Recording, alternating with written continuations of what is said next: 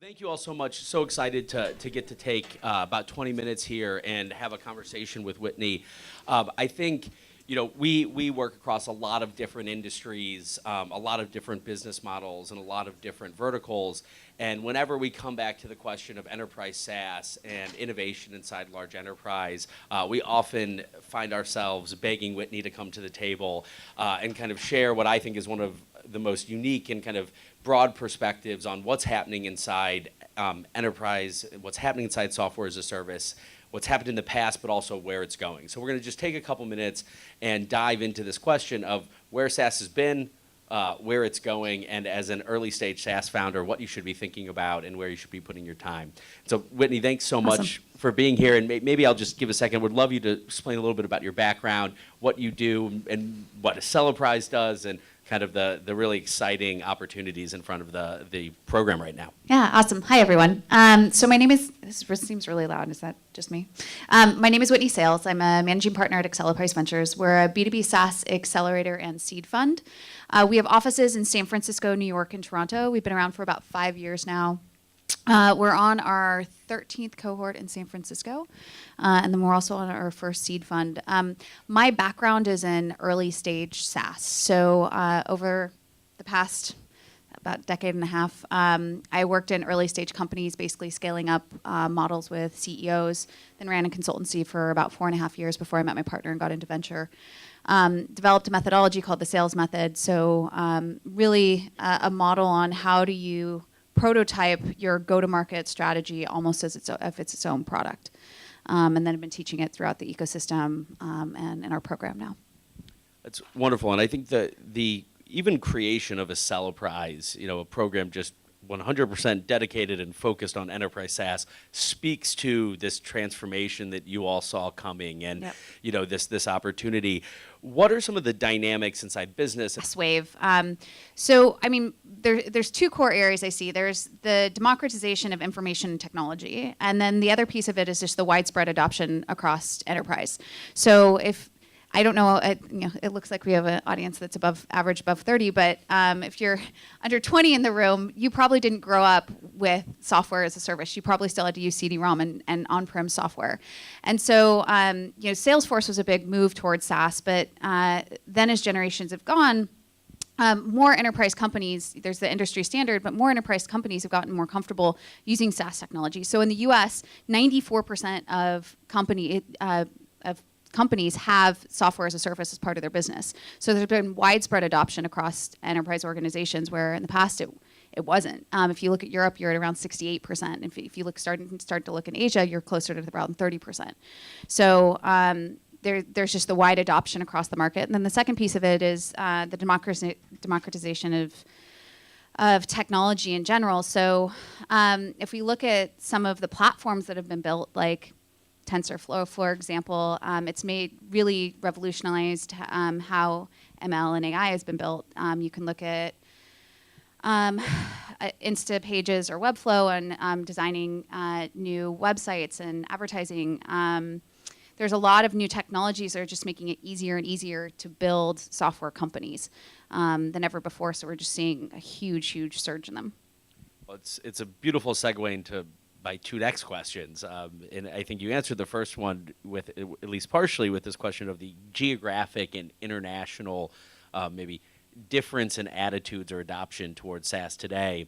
But I think it's a common refrain that SaaS is now saturated and there are so many different SaaS applications out there. But do you see unmet needs and do you see opportunities for that next generation of SaaS companies, and where would you direct them to be looking? Yeah, I mean, I'm personally a huge fan of most investors will poo-poo me for this one, but I'm a huge fan of regulated industries because as regulation shift, that software that supports them has to shift. So GDPR is a huge opportunity. CCPA is a huge opportunity. New regulations in California around 401ks, healthcare. All of these areas provide big gaps that are going to be longer-term gaps that we're continuing to see spread throughout the ecosystem on a global basis. GDPR, started in Europe, now in Canada, moving into the U.S. So there needs to be tools that support the regulation that's coming down from government. It's getting widespread adoption. Also around, I mean, there's a lot of opportunity around the gig economy. There's going to be regulations that are flowing into that. So one of the things we were talking about earlier was around benefits and health services, and how do you start supporting this economy that doesn't have long-term savings, that doesn't have the support of a company and retirement plan. So those are some other areas that the government's going to start doing things to shift the economics of this group, and the regulations that are going to come down are going to create a huge opportunity for software that is going to be an interesting model of a hybrid B2B2C. Well, and it's the B2B2C reference is kind of a great highlight of another trend that we, at least, is very aggressively talked about, and that's this consumerization of software, and I think kind of a transformation of what we mean by enterprise SaaS and who the target of that is and what success looks like. And I'm curious, when you look at all this conversation of consumerization, what are your thoughts on it, and what does it mean to founders? Like, how should founders be thinking about this new world of expectations around consumerized software, if there is one? Yeah, well, 100% there's one. So, I mean, Eric Rice pushed a lot of this, several years ago around focusing on your end user and looking at how they use the technology and designing technology based on how the end user is using it. And there's been a lot of shifts around the enterprise where we use our personal phones, our personal computers for work. And so we want our software to be personal and have that choice. And so there's, every VC pushes, bottoms up model, is pushing flywheel models, and self-signups, things like that. And it's really shifting quite a bit on the sales dynamics within organizations. So if you look at bottoms-up models, they don't involve salespeople. Maybe it's surfacing it to an executive to surface a larger decision that needs to happen. But I think that's going to be shifting quite a bit. And this is coming from a salesperson. My last name is literally sales. So it's you're shifting a lot of the dynamics around sales and what's going to be happening and the roles and education you're going to be doing. And so as a founder, thinking about your organization and especially selling into the enterprise, you need to be thinking about the flow of how your end user is going to be using the technology, and how do you create value from day one of them signing in and using the product within even minutes if you can. And creating that flow of how do you do a bottoms-up model where you can get mass adoption. Like, I think one we all know is LinkedIn Navigator, for sales. You sign up for it, there's value in it immediately. But those are some things to think about that I know everyone's probably aware of in the audience. And I think the first layer that people like to talk about on consumerization is definitely design and how a user engages in an intuitive way. But then I think that the second layer, which you're really calling out to, is what this means for business models. And I think if we think about the move from licensed on-prem to SaaS, and then very quickly it was, well, now the next SaaS is freemium SaaS. And as you look at the freemium model, what are your thoughts on it? Is it something that every SaaS company that isn't selling 500K ACVs or $1 million ACVs should be looking for, or is it something that is it's really the right company, the right go-to-market strategy? How should companies be thinking about freemium? Yeah. So in this consumerization of SaaS, one of the things to look at is how many users within an organization are you going to have? Right? So are you going to have a very specialized group of users that's going to have very detailed and specific information that's going to provide a high level of value based off of how you visualize or analyze the data, or make recommendations? Or is it something that everyone's going to be using? And so, or ideally is getting a widespread adoption. And so when you look at how you design your model of business, it's probably on the spectrum somewhere in there. It's not going to, you might have some that are way over here, and you might have some that are like way over here. But usually it's going to be somewhere on the spectrum, and how you design your model is really going to be dependent on the level of usage you're looking for within an organization. So when it comes to freemium, for example, there's a great report by Tom Tungs that he put out at SaaStr this year, Tom Tungs from Redpoint Ventures, that looks at best practices around freemium for best adoption. there's still a lot of questions in the market around how to design the best POC, but proof of concept, sorry. But when you look at freemium itself, you have to look at whether a freemium model makes sense for your business based off of the number of users you're going to have within the organization, or is it a proof of concept that you need to show that you can do what you say you can do for a very specified group? And so that's really what you're looking at in those two models and a blend of that. So not one size fits all, the Never. ever-evolving hybrid that, learning as you slowly get adoption. And maybe we'll shift topics a little bit from trends to, the founder perspective and what you've been seeing of really successful SaaS companies today. And, one question I always like to ask is when you look at some of the really successful, companies that have gone from early stage SaaS into kind of growth, what are some of those common dynamics that you just always see, or not always, or at least consistently see of some of the best enterprise SaaS companies that you look at? There's a couple. One, you have one person that's laser focused on growth and one person that's laser focused on building an ideal product. It's really hard to have one person doing both. That's not to say you can't, but usually they're going to bring someone in to focus on the other area. But you need to have one person focused on both.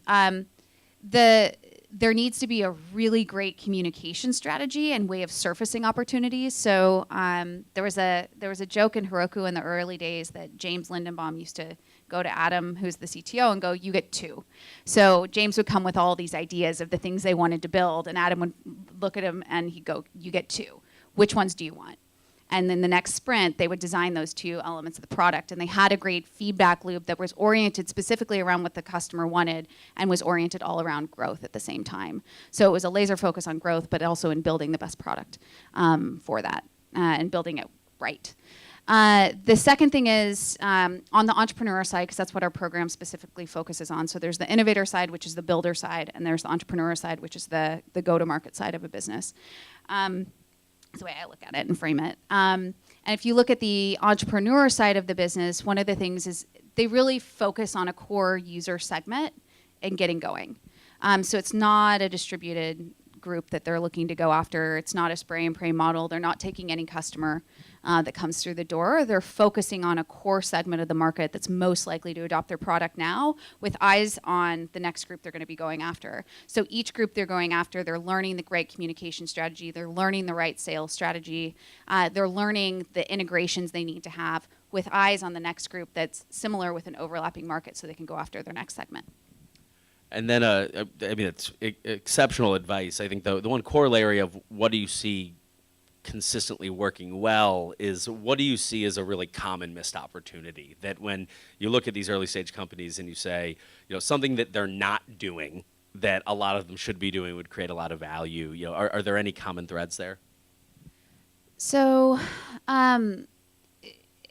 focus is a big one for me that I like to see, and it's focusing on the right things. So what are the right things? It's the things that are going to grow your business. It's not necessarily being out networking unless you're in a place where you need to be networking, and you're going to be meeting people that you need to meet. So it's making sure you're putting yourself in the right thing at the right time. It's focusing on, okay, I need to meet certain number of customers. Like laser focus, go to an event, don't leave an event until you meet those certain number of customers that you need to meet.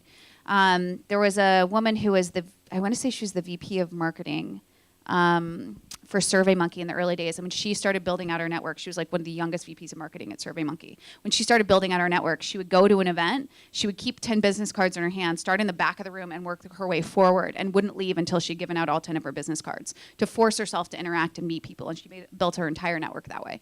And she's incredible. But it's a laser focus on what are you trying to accomplish at a given period of time and giving yourself goals and not letting yourself give excuses for not hitting them. So on the side of the mistakes we see, the things sometimes that we'll see is a founder won't focus on demand gen. They'll drop demand gen because there's a piece of content they want to get out. And there's a balancing act for sure, but if you don't have the funnel flowing through, you're not going to get the feedback loop you need. you're not going to drive the revenue you need, which is going to make it harder for you to scale faster. And so you really, as if you're on the entrepreneurial side of the business, you really need to keep that going at all points of time and focus on keeping that funnel going regardless of what you're doing and what you have to juggle. So focus, and then also managing everything else that you need to manage so I mean, that you it's achieve your founder focus. life, founder life, exactly. I understand. No one said it was easy. Yeah. No, fair enough. I'd love to we have 2-3 minutes, maybe 5 minutes left. Happy to answer any questions or take any questions from the audience if there's anything pressing. If not, I have plenty more questions. There's also lots of wine. Yeah, we are standing in between them and the wine, so.